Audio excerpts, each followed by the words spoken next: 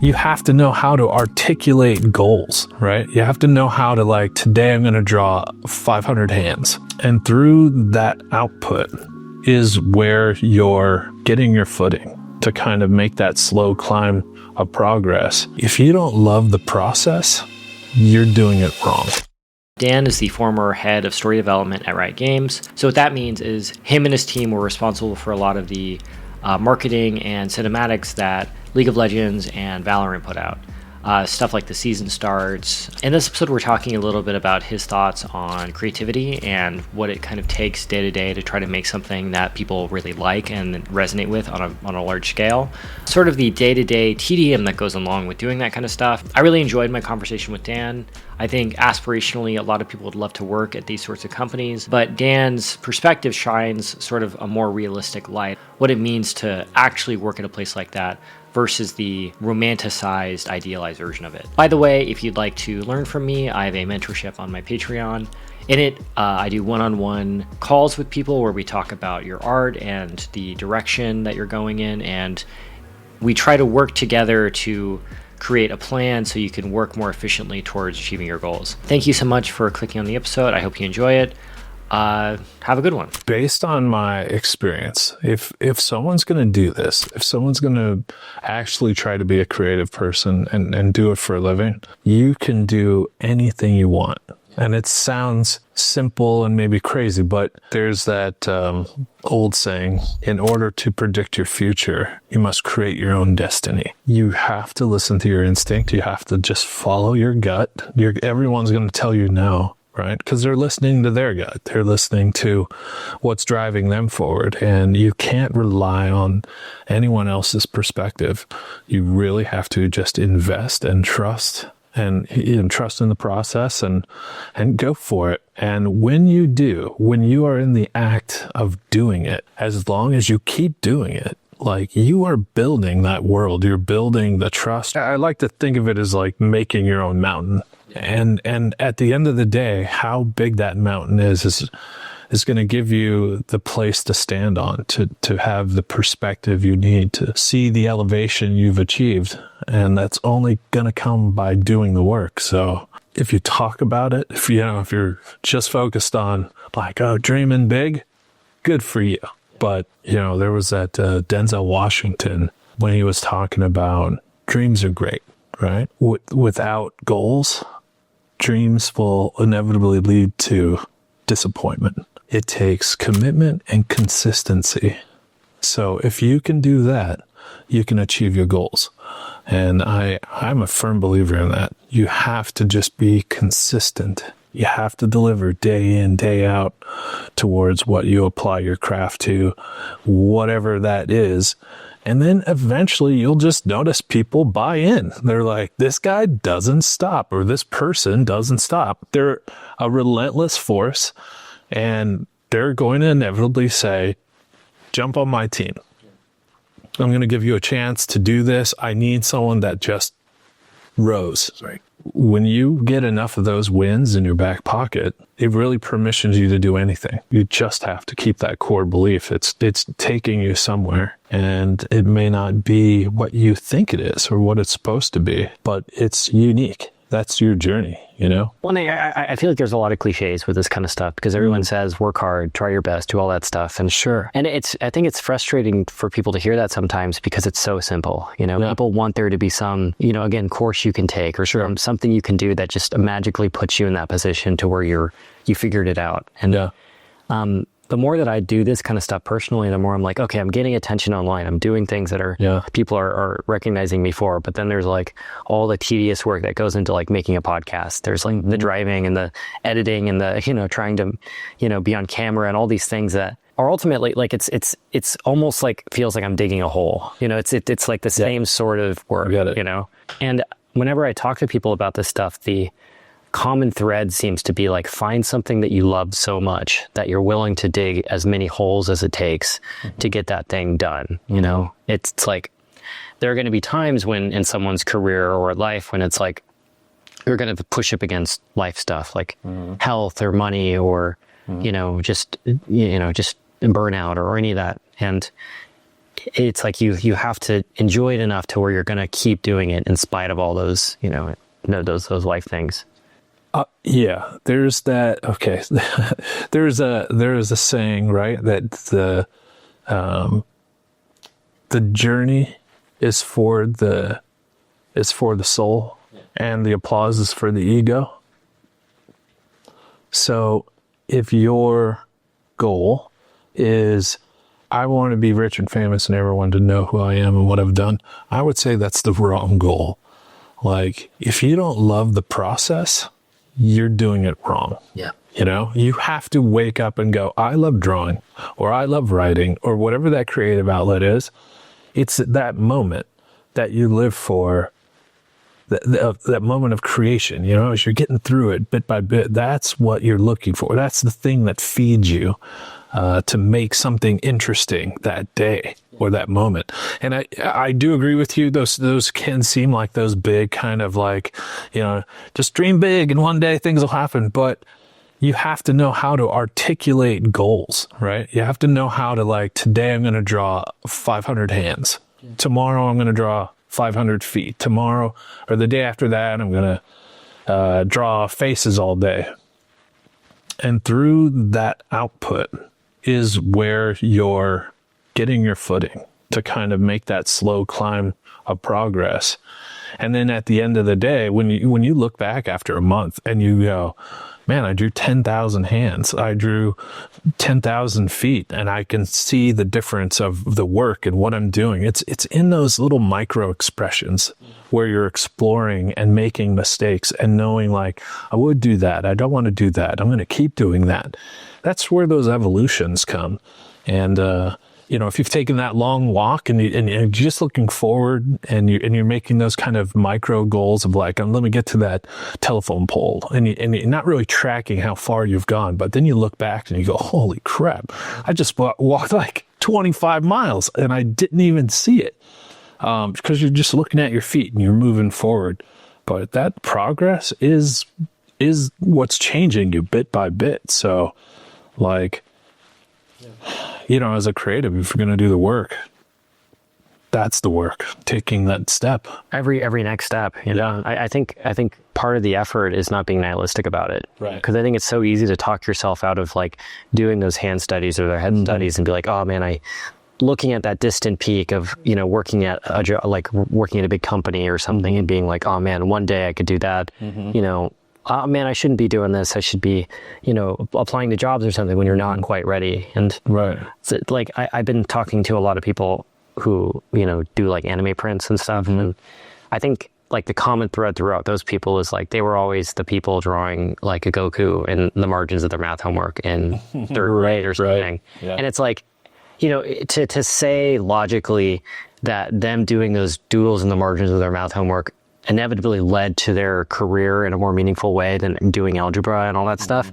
At the time, it seemed like complete nonsense to say, but when you take it to its logical conclusions, they're making a lot of money selling prints and all that. It's like, wow, of course you should have been doing that the whole time, And yeah, I think with a lot of creative endeavors, you almost have to, like, not think of it logically. You have to just follow the passion and follow the process as much as you can to keep it, Passion forges expertise, right? And then that know-how comes from that place where you've drawn that hand a bunch of times. And the fact that you can draw it instantly the way you want to, it came to you because of the work you did, through those drawing in the margins moments. It comes back to you. And that's where it really begins to serve. So when you are on that big project, the reason why people begin to trust you to do it is because you can recite it, when it's needed and use it the way you want to. That's where all that practice really pays off. So you got to do it every day. You got to just love it. And it's not glamorous. I think, it's horrible a lot of the time. Right. Yeah, dude. Yeah. I don't think people, like, truly understand, they look at the end result and the success and they go, that anomaly that of what they define as success, like, I want that. I want the end result. But you don't realize that you're giving up your relationships with people your time to learn other skills and, you know, going and enjoying places. If you really want it, you forgo all of that for the moment where you can create that thing. Absolutely. Well, and I think it's something I have some mentorship students that I talk to, and I'm constantly talking to them about, like, if you want to learn how to draw really well or make art really well, you have to like knowingly choose between jet skiing and like hang out with your friends and do all this stuff and drawing, you know? Yeah. Drawing has to be so interesting to you for whatever reason that you're to choose it over jet skiing or skydiving, you know? And it's like, that's a pure interest thing. That's like that's the battle almost, is making that thing more interesting than every other decision you can make. You know, like, I think if most people got to look into the actual creative process, they would never want to actually do it, because it's yeah. You've really got to hate yourself on some level. yeah. No, maybe not hate yourself. That's strong, but you definitely need to. This has to appeal to you in a way that doesn't make sense to probably most people on the planet. Yeah. You know? Right. Spending a lot of time doing something like this when it's nice outside and you're like, nope, Yeah. I'm going to stay indoors, you know? I'm not leaving my desk for 8 hours. Yeah. That's unusual. Yeah. You know? Well, and I think the other part of that is like balancing the practical nature of being a person, like having to pay bills, having to survive, having to have health insurance and all that. And I think, like, you have to be creative and you have to do what you love, but you also have to balance, you know, you have to survive, you know? For sure. And at a certain point, you're going to have to make a compromise on what you would be doing if you had the choice to do anything to, you know, sell your services to get an income to pay rent. That's true. Yeah, business is a huge factor. If any artist is going to learn anything, you better learn business. Yeah. 101. How to make your work for you. Yeah. If you're going to survive, you've got to know how to put that work to work. Selling prints, getting your store set up. You know, how many times can that drawing pay for you? Yeah. What's the return of investment for the time that you're taking to do it? But if you can market it, share it, sell it, you know, that's what's going to afford you the opportunities to keep doing it. Yeah. Especially if you don't want to work for a big studio. Not that I don't appreciate big studios, you know, paying your wages for a living, but you know, you come to a point where you want to do your own personal work. Yeah. And get paid for that. Yeah. Well, and I think it's always like a, you know, it's different things for different people. Yes. You know, I know people who would never work in a studio in a million years, and others that is their thing. You know, they love doing it. And it kind of goes back to the subjective nature of this stuff. Is I think success is so just in the eye of the beholder. Like, it's really up to you to define. Sure. What does success mean to you? Does it mean you get to paint every day? Or does it mean you get to own a house in Laguna Hills or something or whatever? And it's like, both are success depending on who you're talking to. Mm-hmm. I think it's easy to potentially like fall into listening to conventional wisdom, or like when, you know, you have kids or money or rent on the line you have to make, listening to those things gets a little bit easier, you know, and having to make those compromises and all that kind of stuff. And I guess for me, where I'm at with everything that I'm trying to do is like, I'm figuring out how to get views on YouTube and trying to figure out, like, you know, I can make things, I think, at this point that people will watch, but the next step is like, okay, what's the business here? Like, how do I turn this into money? Because it's like, it's, you know, I love doing these podcasts and their interviews, but there is that compromise of like, okay, what's the next logical step? Yeah. No, I think that's the big hustle. I mean, things have changed so dramatically. I think even over the last 15, 20 years of doing work, like, you didn't worry about having a YouTube channel, you know, or thinking, what am I doing as an influencer, you know, to get people to think or do or act, you know, in a way to get behind your products. It wasn't like that. You just kind of like did your thing, you know? So it's interesting, the new challenges that are kind of coming along to where artists can like be self-sufficient behind the work that they do in a new kind of commerce space altogether. It's fascinating, you know? Yeah. I think there's a lot of really good benefits to it, like being able to not have to rely on an employer and to be able to make the things exactly the way you want, but then having to take on more responsibility and worrying about shipping and manufacturing and distribution. And, you know, like a lot of my life is figuring out file management. So like managing, like this podcast that we're recording right now is going to probably be 200 gigs. Jesus. So I'm going to have to figure out like, okay, where is this going to go? Which drive is this going to go on? Wow. It's like, okay, you know, and it's like it's a technical problem and that costs money to try to solve. And that's huge. Yeah. Didn't realize how much. Yeah. Did these cameras, dude, they spit out gigabyte files. But, wow. Yeah. Okay. Well, and again, it's like, I think, going back to the glamour thing, I think people look at working at Riot or something with, you know, it's like a dream job for a lot of people, but right. It's like you get there and there's still a lot of, like, it's still a job, and there's still like another, like a next place to go to. Yeah. Well, it's funny, you know, that in the halls of Riot, things changed dramatically over the course of a decade. Yeah. You know, like to go in when it was a garage band, you know, like a certified, you know, no one knows what the hell this thing is even going to be, to where it became this well-oiled machine that just churned out content and, you know. They have HR, they have health insurance. Yeah, I definitely switched gears into another space of a different mental space where you had all this kind of like corporate oversight and, you know, worrying about every nickel and penny. And, you know, it's like, wow, the evolutions that we went through and all of that process. Yeah, whatever you think it is or was or should be,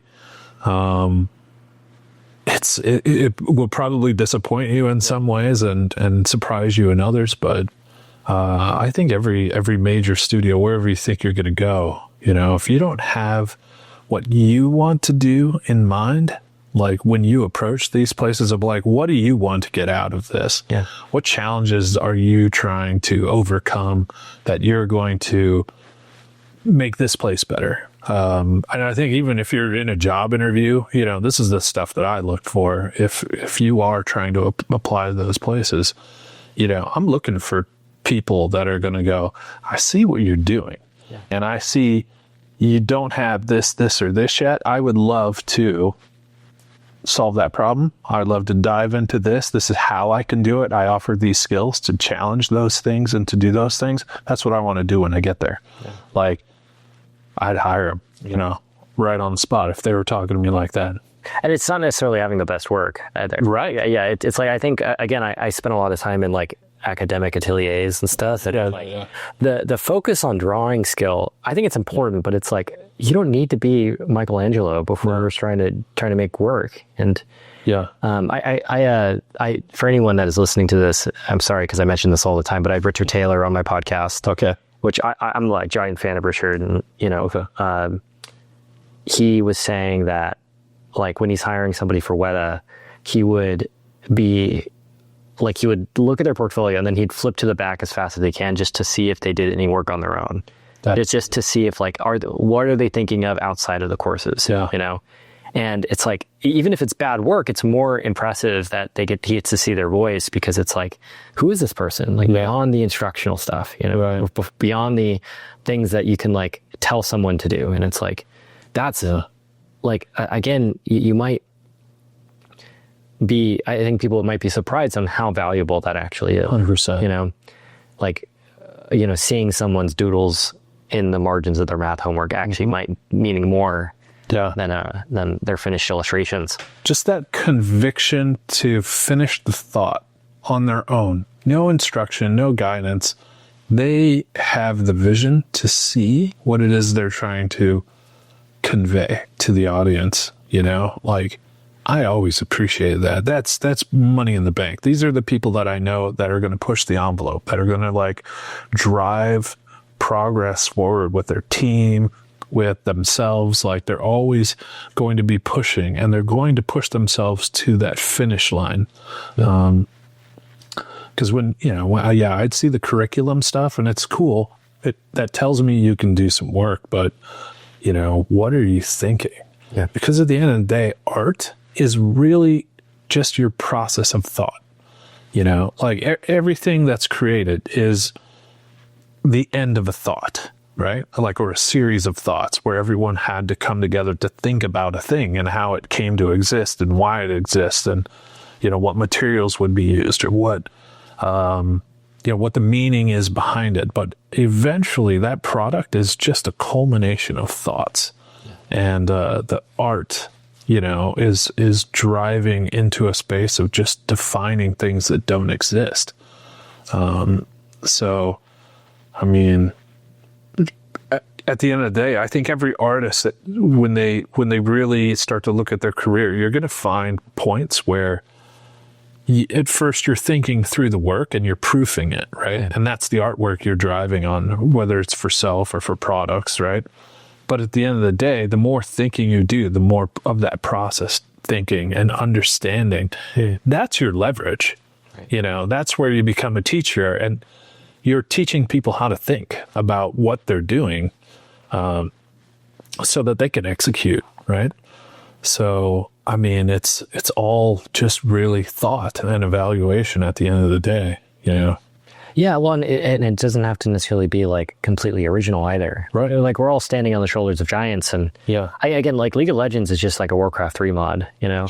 And so, like, fundamentally, it's just like, you know, it's Dota. Relaunch, yeah. Well, and it's like these guys that, like, you know, were, again, it's like my version of, or I guess that version of that being the doodles, and the version of math homework. It's like these guys might have had jobs, day jobs, you know, doing whatever, and they just were making a Warcraft 3 mod. And over time, it became this, you know, global phenomenon on accident, you know, or Star Wars is like famously like a ripoff of Flash Gordon or something, right, you know. Right. Lord of the Rings, you know, was Tolkien just trying to do like English lore or something, you know. And it's like all these things, they're trying to be something else, and the audience, and I guess the audience having almost a conversation with the people producing it, became something bigger or something on accident. Fortnite as well is another one of the stories. Yeah. I remember Fortnite was just trying to be that zombie trap game. Yeah. And I loved that. I was like, I'm so in. I'm so in. I was kind of bummed that that as a game mode disappeared. I appreciate the pivot, but I was like, well, I wanted to, I've been thinking, like, was it like that whole, like, you know, Battle Royale thing and all that stemmed from a fan-made version of a Minecraft custom game for Hunger Games, I think. I'm going to rewind that back even further. Yeah. There was a movie called Battle Royale. Yeah. That was where it really hit. And that was so controversial. You couldn't even get it in America. You had to, like, go on the black market DVD, right? You know, where they would go back to the alley like, hey, kid, you want one of these? You know, like $5, you know? You're like, oh, snap. That movie's fucked up. Oh, yeah. Messed up. But, I mean, that was the brilliance of it, is to tap into something that feeling that we all kind of wanted, like, what if we could just annihilate our classmates with, you know, like medieval weapons? Like, well, what if we could go on those rampages and stuff? And it just was this, like, holy shit, it's a a very visceral, movie where they acted on it, and you're like, what the? Yeah. Do you think Suzanne Collins saw that movie and then wrote Hunger Games as a result of that, or is it like parallel thinking?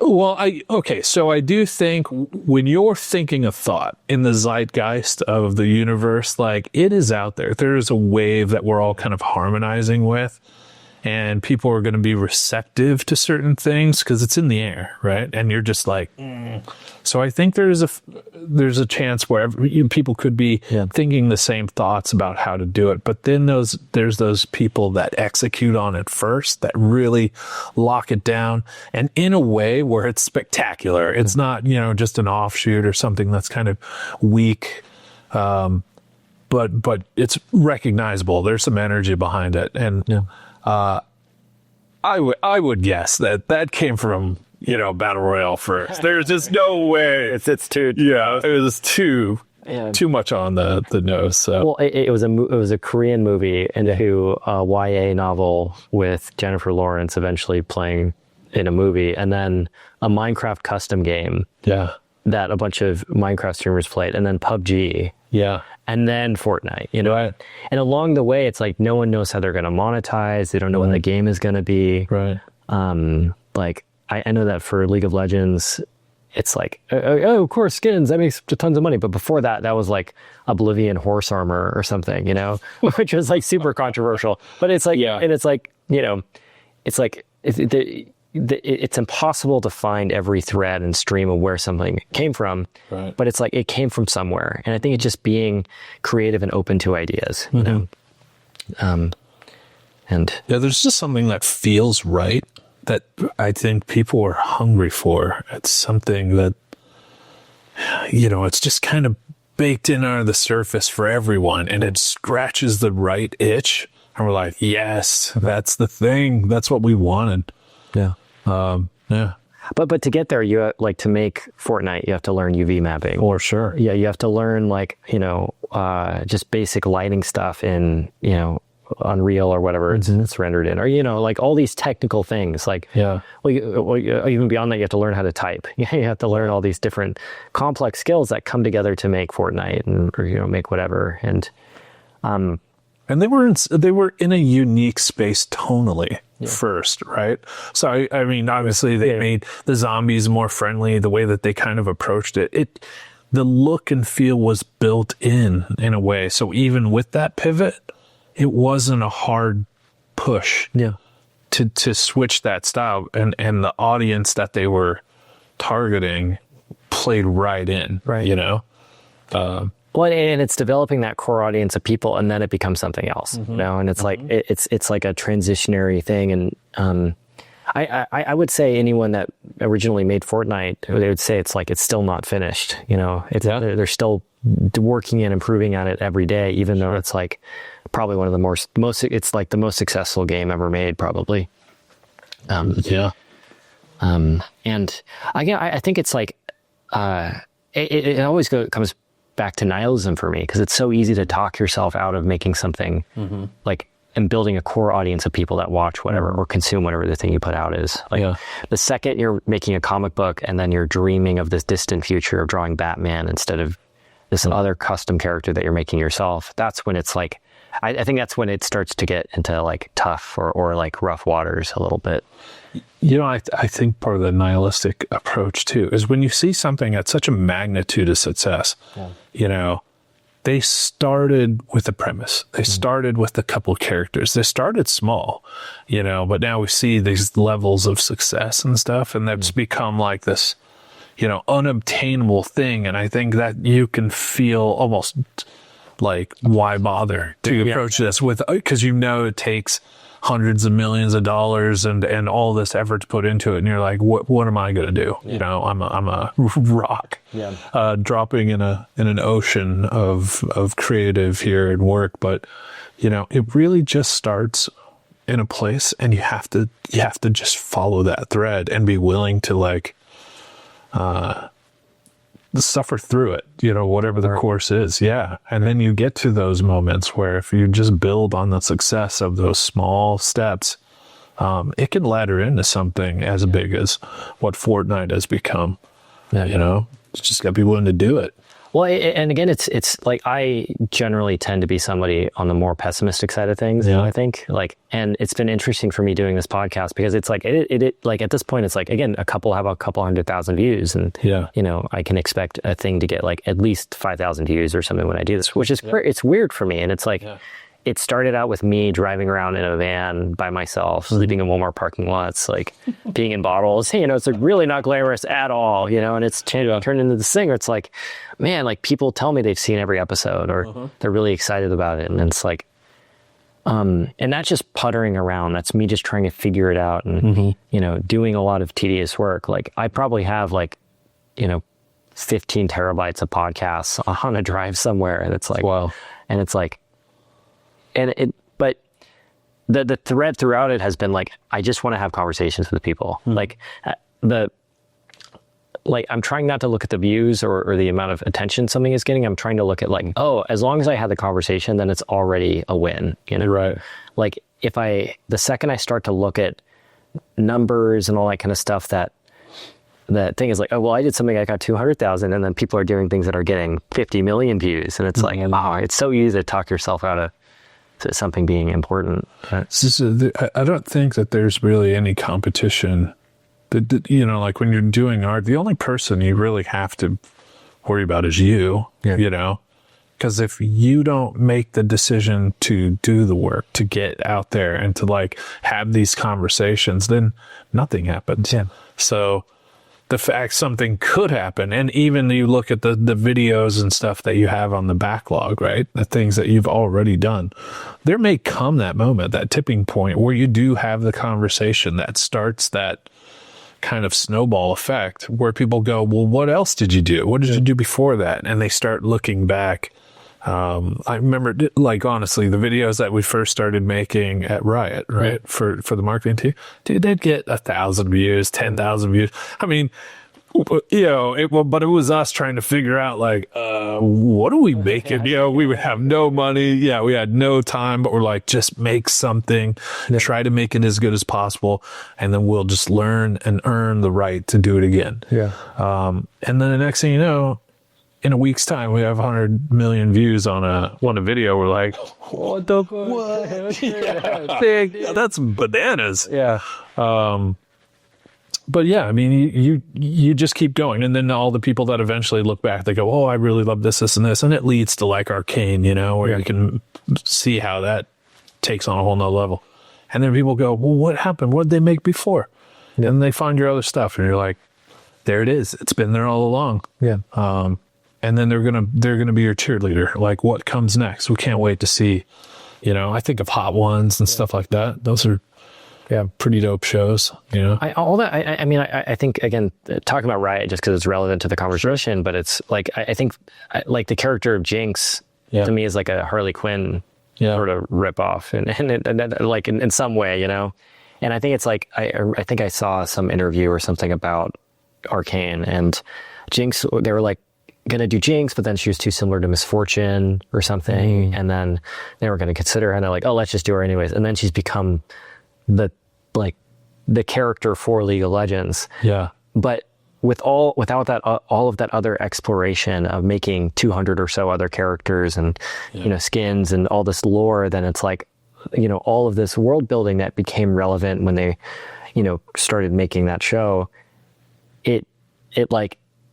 It wouldn't have happened without all of that other like hole digging that had to happen to get there. Yeah. You know, I sat right next to Katie D'Souza while she drew Jinx for the first time. Yeah. You know, like while they were crafting her and stuff, and while we talked about her. And, you know, even all the iterations of Miss Fortune and what she went through over the years. It's fascinating where they were and just the transformation of the characters and how they kind of found their spot. And Jinx, you know, she was just a wild card. You know, no one ever was talking about her being the Harley Quinn or the Joker. She was just a maniac, you know, and it was to see how, you know, the discussions went to keep her really skinny. Right. And, you know, like she was on a bender, you know, with the dark circles around the eyes and everything.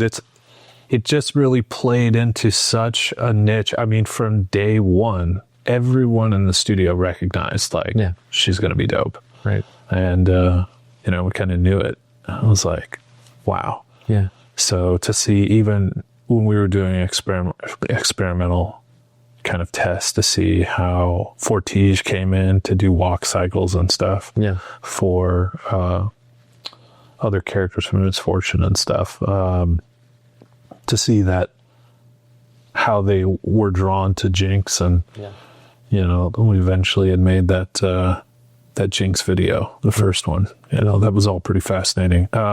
So when I think of those characters kind of fall into that space and how she could easily be, you know, Harley Quinn or any of these other kind of chaos like characters, she just hit that space where I think everyone enjoys that bit of chaos, you know, and the trope of the character.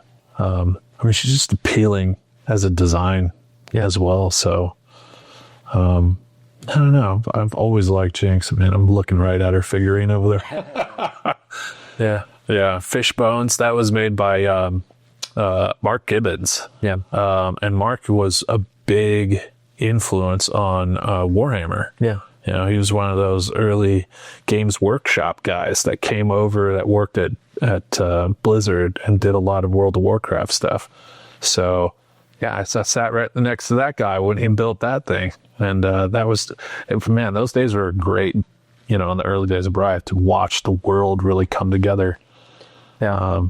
Well, I think the interesting thing there in a lot of ways is also that you don't know if the thing that you're doing is going to be popular or not. Like, it feels the same to be doing something small as it does to do something really big. Absolutely. Because, again, whenever I talk to people, it's like, yeah, like we did this thing and it went mega viral and it was an accident. And, you know, we had no idea. And and it changed our lives, but or it didn't, or you know, but whatever. It's like, and again, I mean, to me, it always comes back to just doing the work. You know, like you want to put yourself in as many opportunities as possible to where lightning can hit. You know, it probably won't for a long time, but you need to keep trying until it does. You know, Definitely, yeah. No one knew any one thing would be the thing. Yeah. In those days, it was just like, we need to do this, we need to do that. We're literally filling every nook and cranny of the world with stuff. Right. And you know, we knew that there was a lot of players and they were eager to get a hold of the game, but you know, when it came to the world building and all that stuff, honestly, they were ready to shut it down. Yeah. More than a few times. Like, do we need that? Important. Yeah. Like, no, we believe in it. You'll need it one day, you know. And they're like, all right, keep going. Right. You know? So all that, to now see how rich that world has come to be. Yeah. And, you know, to see the believability that like everyone just buy into the world of Arcane and stuff. I constantly think back to all those millions of micro decisions, you know, that became all the little inflections of the world. Yeah. Well, no, also the things that didn't work also are equally as important, you know? Yeah. It's like I don't know. I didn't mention this a lot on these podcasts as well, but they're in the Beatles documentary with Peter Jackson, when Paul McCartney's writing Get Back, and he's just strumming and just like he's mumbling to himself in front of everybody, and it looks ridiculous. And it, like if you saw him on the street, you'd be like, "What this?"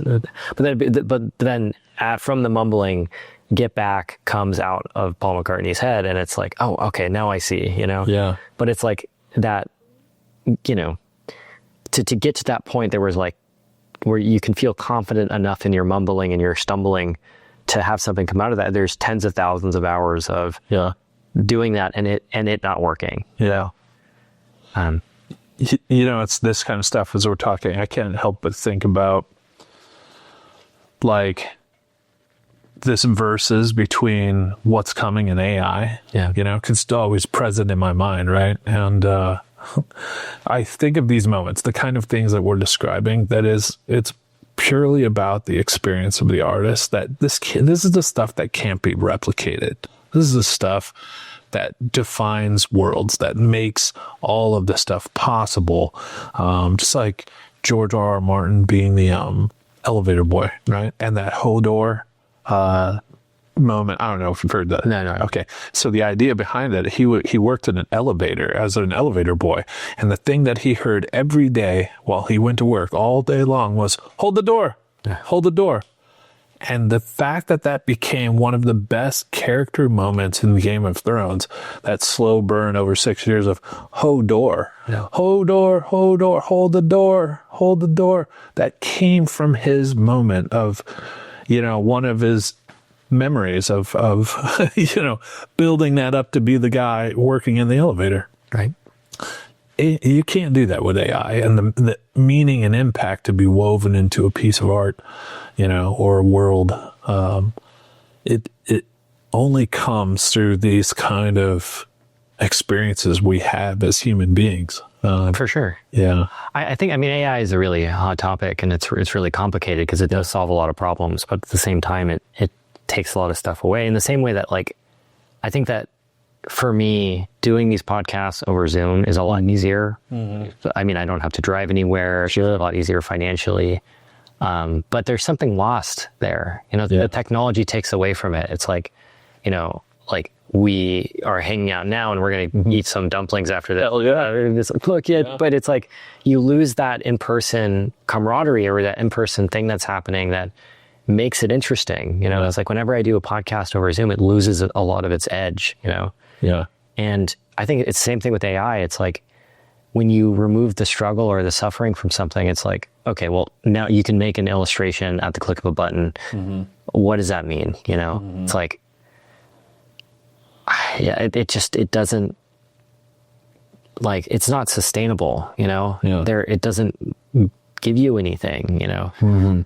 And I think I think if the dangerous part is if you showed a young person who's just learning how to draw right now, you know, they're 17, 16 years old, and you showed them AI, it would probably discourage you from even trying, you know? So why would I do this if a robot could do it instantaneously, you know?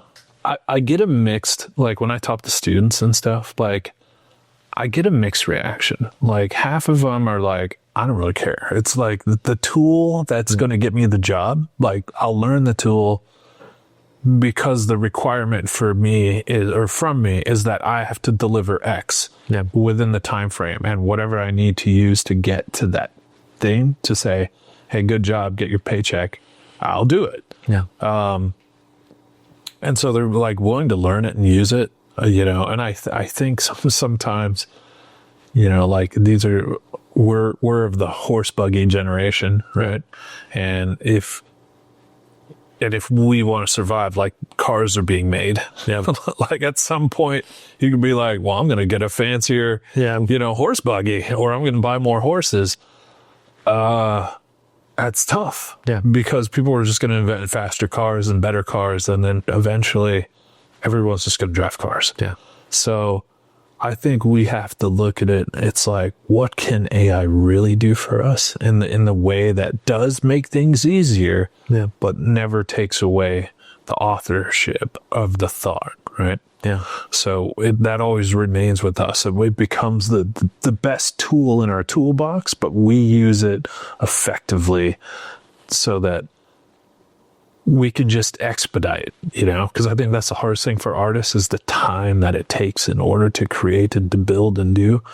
And if you can only do 6 paintings in your life, they better be, you know, the paintings that you really want to make, right? But if you can make 6,000 paintings, gives you a lot more room to explore and do. And I think ultimately artists want to like explore more of the world and see more and try things and experiment.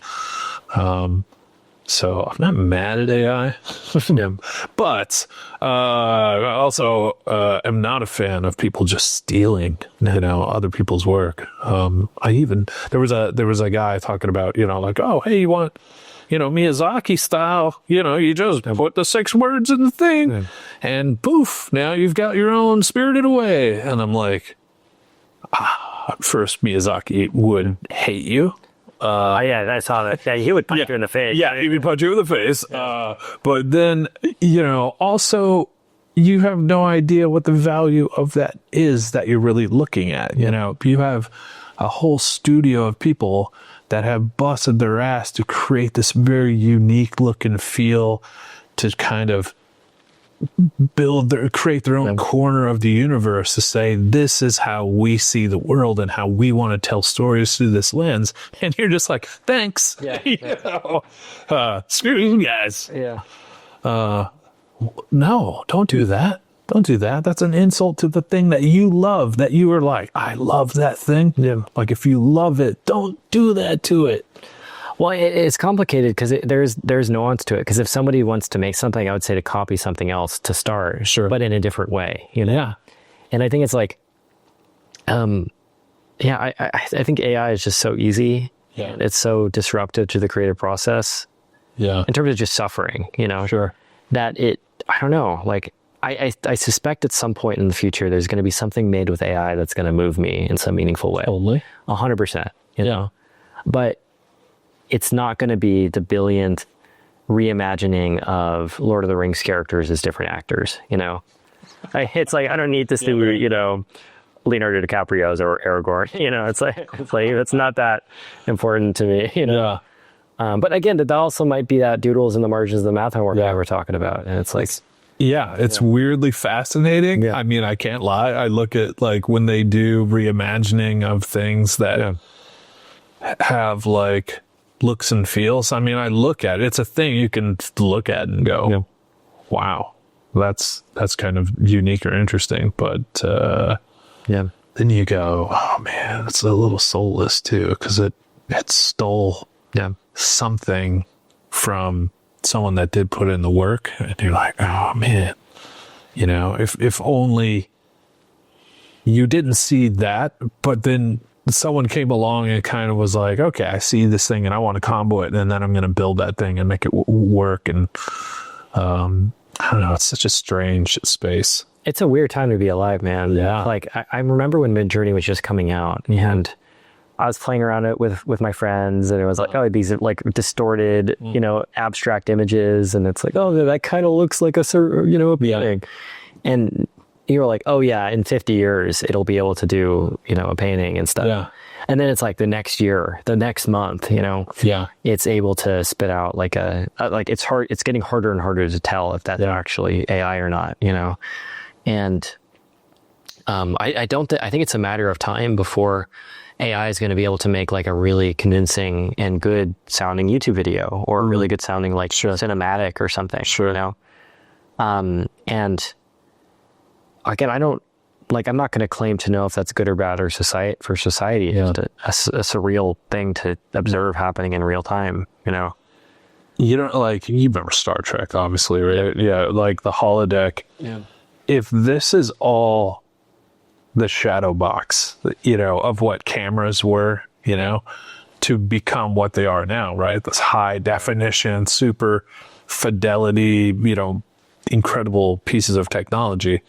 Like, it all had to start from those terrible cameras, you know, or like the idea of what early photography was.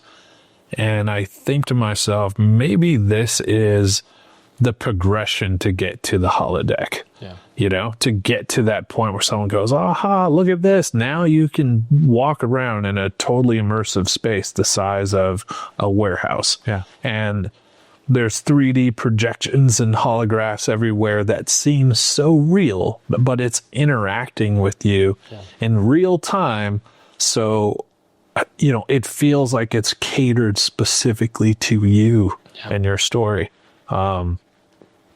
It's going to have to go through a big process in order to assimilate all that data and like process. And I mean, you've done the Void, right? The Star Wars stuff. I mean, I found that fascinating. Yeah, you got the heaters and the lava and stuff, but you know, if you could see out the side of the goggles, you're like, oh man, it's a space heater. Yeah, that makes sense. Right, you know, but when you're in the goggles, you're like, wow, it's really warm in this universe. This is very immersive. Yeah. It just needs all of those components to work in concert. And I think maybe this is just the journey to get to that place. Yeah.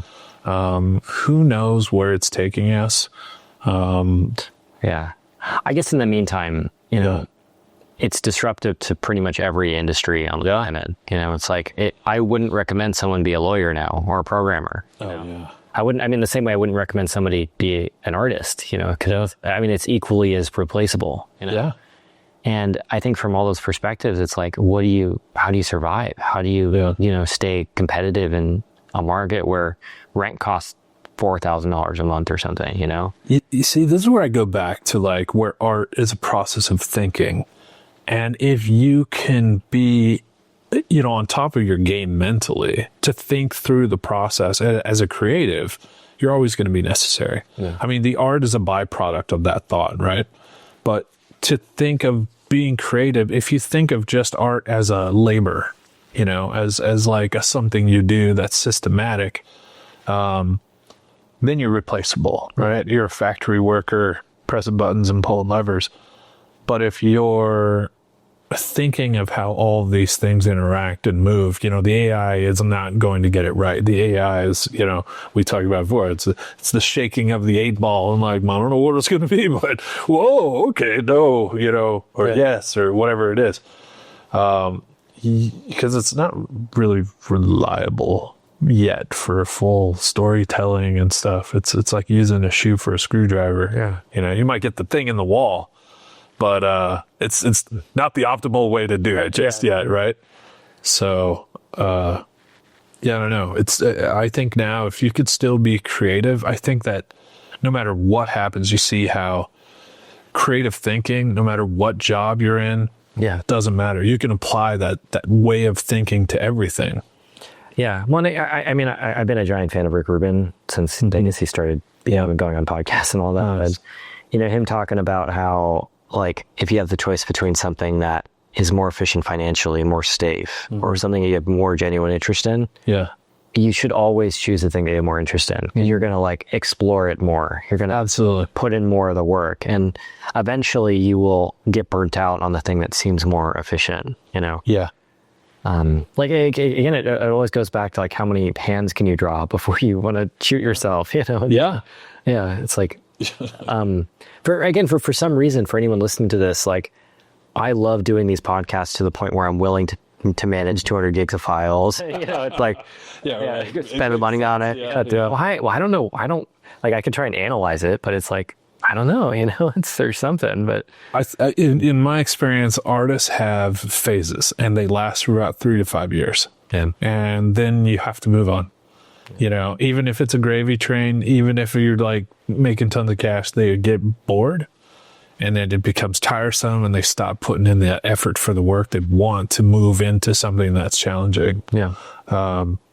No matter how good it is, you can't stick with that same thing, And I'm sure there are plenty of people that will argue and say, yes, I can do this. I've been doing it for 20 years. You're the one guy. You're the one guy still doing it, and you're probably getting paid decently, and that's fine. But everyone else was just like, yeah, all right, you do that. Yeah. Okay, for sure, man. Yeah, good on you. Yeah. So, I don't know. But yeah, there's this hunger and there's this need for recognition from people, to have these career things that they can hang their hat on. And I've been amazed by how little it actually matters, Like, you do this thing that ends up in a big movie and it's culturally significant and stuff, and then the next week you're like, okay, and then now what? Now what?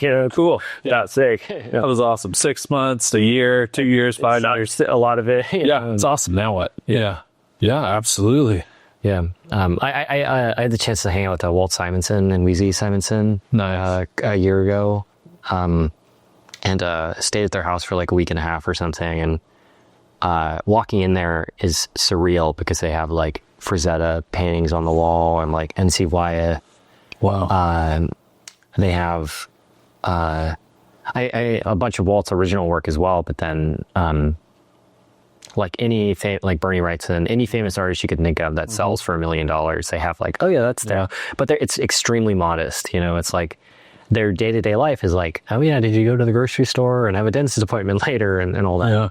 And then Walt talking about, it's like, Marvel flew me out to be in the first Marvel movie and all that stuff. But it's like, it doesn't matter, It's like, you still have to like go to the grocery store. You still have to go to the dentist. You still have to, wake up in the morning and do your laundry. And I think sometimes there's that, like going to Lightbox and then listening to people talk about like artists that they really would love to be like, going to the Riot Splash Art panels or the Blizzard concept art panels, or,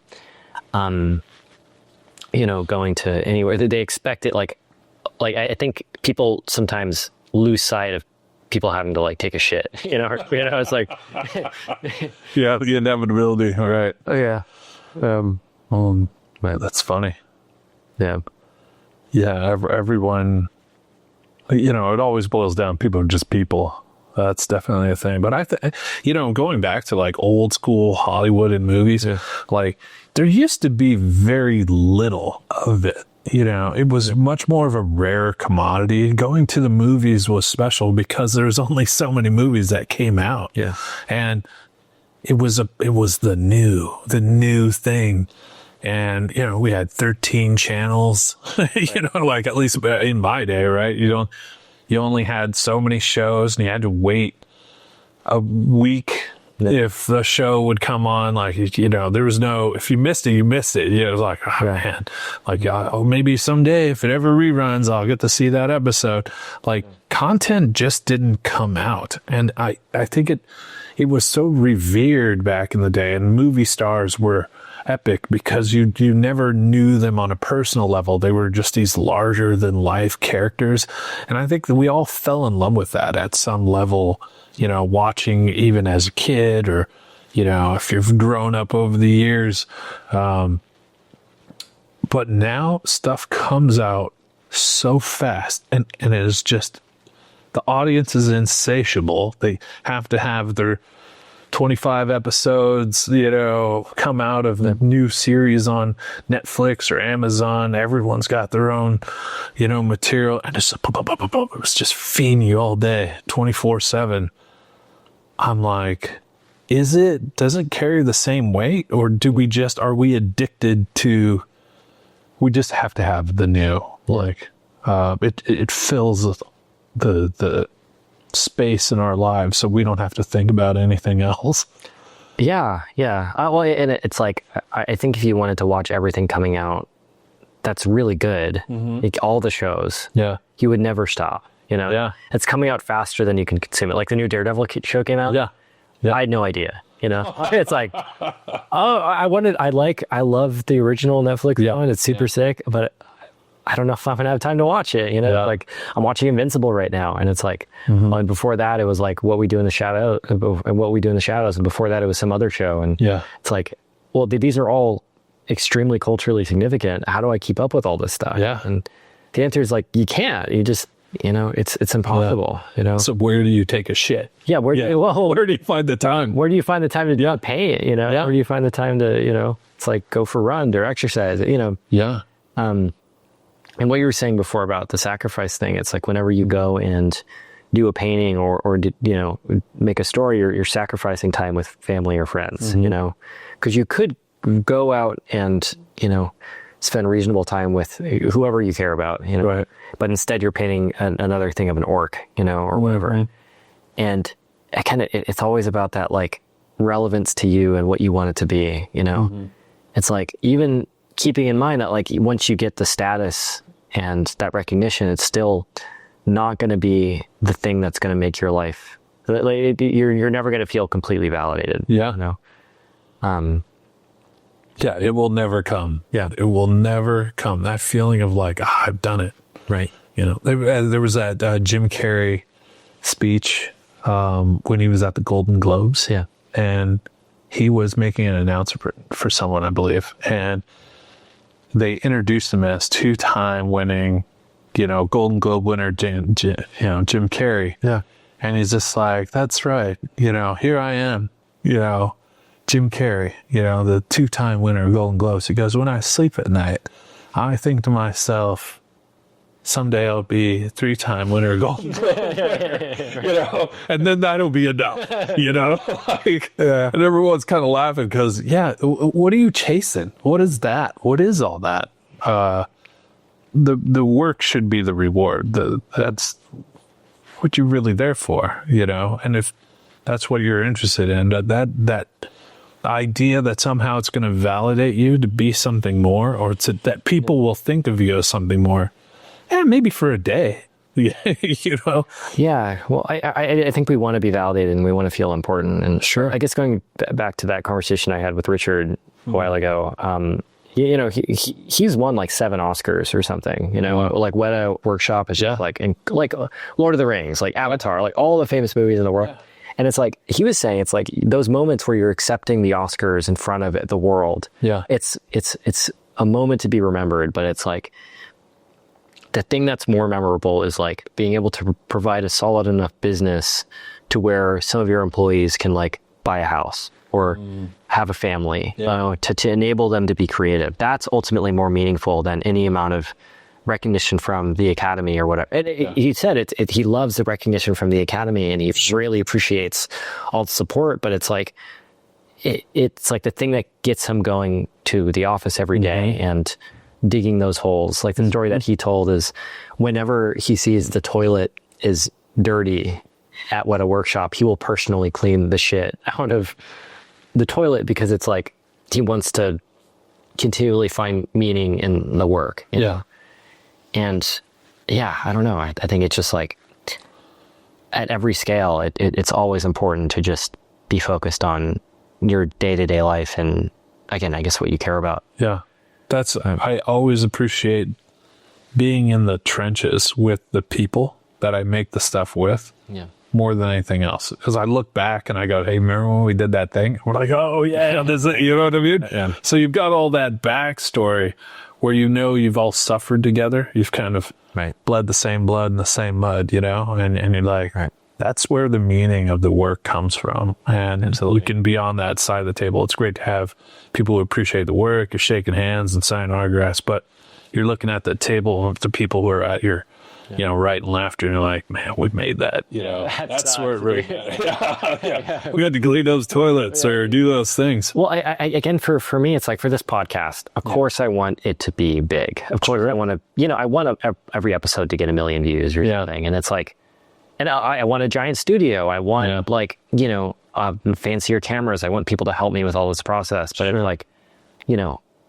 it's going to be the same conversation. It's going to be the same conversation no matter what it is. And the legitimacy of the endeavor is not determined by the production. It's like me having a fancier studio or me, having all these things. It's just like, it makes it different, or I don't need to do that. I don't need that for sure to be there to get started on whatever this. I think if this is a cool conversation for sure. It's, as I sit here generally day in, day out, just grinding away, it's nice to come back to these conversations, because it really reminds me of like, why the hell am I doing this?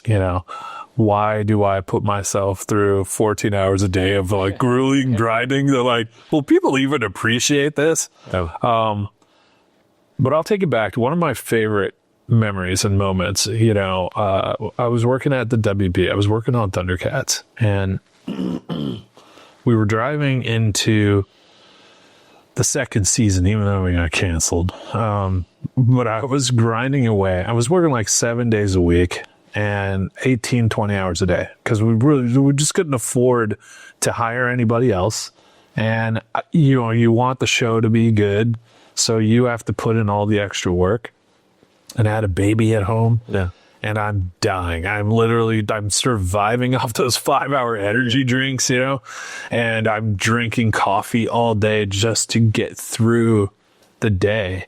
And I'm getting screamed at from, like people who want things done. And I'm just like, what am I doing? Yeah. Like, why am I torturing myself? And I got this piece of mail from this gal, Ray Brown. And she told me, just thank you. Thank you for making this show, because she was a stage 4 cancer survivor. She basically was ready to die in the hospital, and she had no friends. And I'm sorry, Ray, I'm going to call this out. But she said she had no friends. She was on the death's door, and she's like, well, this is my life. I'm going out. And then she sees from her hospital bed, she sees a advertiser for Thundercats, and she's like, what? What? That was her favorite show as a kid. And she goes like, hold on.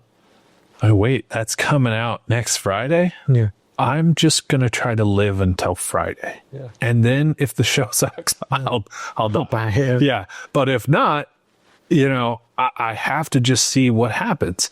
And so she did. She waited, and then there was another gal that came into her room, and she was also, suffering from cancer.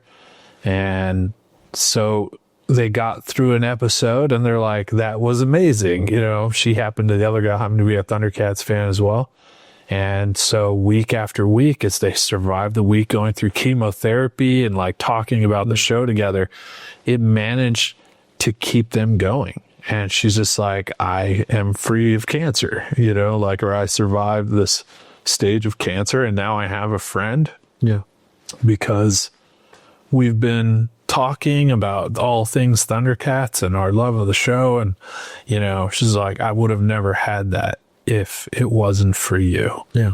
You know, and making this stuff. So she's just like, thank you. And I was like, dude, That was all worth it. Yeah. yeah, that's the kind of stuff that makes it worth it when you realize that these things have a real effect on people. Yeah. You know, the stories you tell and the energy you put into it. It's like, it reminds you, you know, like this is why I do this stuff, because it makes you feel, and feeling is what life is about. Yeah. So. Well, and again, for the goal for these parts, like if one person watches this and gets all the way through it and is listening to this particular part, and it gets something out of it of value, and it was worth all the effort of doing it. You know, it's like, I hope so. Yeah. And that's the mindset to try to be in, is like just trying to like make other people happy, like living, doing acts of service for other people versus trying to live selfishly and, you know, worrying about all the status and all the money stuff, you know. I think these conversations, this is the reminder for anyone who's doing this work. Like, we're all there with you. Like, we all go through this very thing to make all this stuff. Right. And you may feel isolated or alone when you're behind the board, but there are tons of us doing the same thing. And that's what kind of makes us this kind of community of people who understand, you know, that effort. And you're not crazy. You're not nuts or wanting to just grind reels. Or you are, but But it's so crazy. We love that around here. So yeah, man. I mean, I think if that's what we're gonna sail off on, just that's a good place. Message. We're all here for it. Yeah, we love it. Cool. Alrighty. Well, I guess we will cut it there. Sounds good. Thanks, man. Yeah, man. Dude, that was fun. Yeah, dude. See, bucket dumplings. Fucking dumplings.